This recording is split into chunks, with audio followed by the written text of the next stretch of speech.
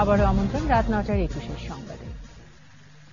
বাংলাদেশের আগামী জাতীয় নির্বাচন অবাধ ও অংশগ্রহণমূলক হবে বলে প্রত্যাশা করছেন জাপানি রাষ্ট্রদূত ইতো নাওকি। বলেছেন, আগামী নির্বাচন সুষ্ঠু ও নিরপেক্ষ হওয়া গুরুত্বপূর্ণ। মাতারবাড়ি গভীর সমুদ্র বন্দর বাংলাদেশের অর্থনীতিতে বৈপ্লবিক পরিবর্তন আনতে পারে বলেও মন্তব্য করেছেন তিনি। জাপানি রাষ্ট্রদূত কথা বলেছেন প্রধানমন্ত্রী শেখ হাসিনার আসন্ন জাপান সফর ও রোহিঙ্গা প্রত্যাবাসন ইস্যু নিয়েও। বিস্তারিত মাহমুদ হাসানের রিপোর্টে।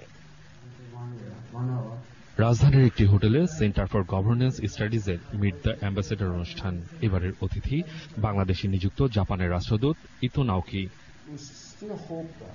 আলোচনায় উঠে আসে বাংলাদেশের আগামী জাতীয় সংসদ নির্বাচন, জাপান বাংলাদেশের দ্বিপাক্ষিক সম্পর্ক, প্রধানমন্ত্রী শেখ হাসিনার আসন্ন জাপান সফর, রোহিঙ্গা প্রত্যাবাসন সহ নানা issue.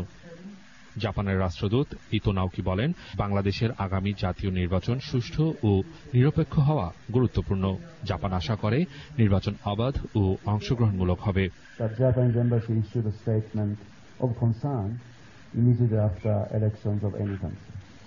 So naturally, we expect that next election will be better one. Next election will be free and fair. But at the same time, this is something that each political party should decide. But hopefully, the elections will be participatory.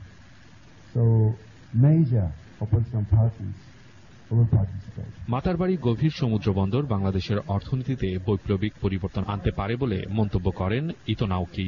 পাশাপাশি উন্নয়ন, অবকাঠামো নির্মাণ সহ অর্থনৈতিক অগ্রযাত্রায় বিশ্বস্ত বন্ধু হিসেবে জাপান বাংলাদেশের পাশে থাকবে বলে জানান জাপানি রাষ্ট্রদূত। Mother vessel can directly come and go using Matabari deep support. So this will open up real transportation opportunities for Bangladesh. So the Matabari is going to be a regional hub of transporters, energy hub, and industry hub. So they have a very grand view on the development of Matabari.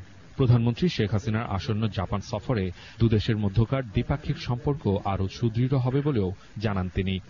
Honorable Prime Minister Sheikh Hasina is visiting Japan soon. So that's one thing. And also in December, there will be a series of very symbolic opening of cooperation projects. Rohingya প্রত্যাবাসন প্রসঙ্গে জাপানি রাষ্ট্রদূত জানান, এই বিষয়ে সবসময় বাংলাদেশের পাশে আছে Japan. This is a very important, crucial challenge for international community. Rohingya issue, Rohingya crisis. Mahmud Hasan, 21 television, Dhaka. দেশে আবারও হাওয়া ভবন, সন্ত্রাস ও জঙ্গি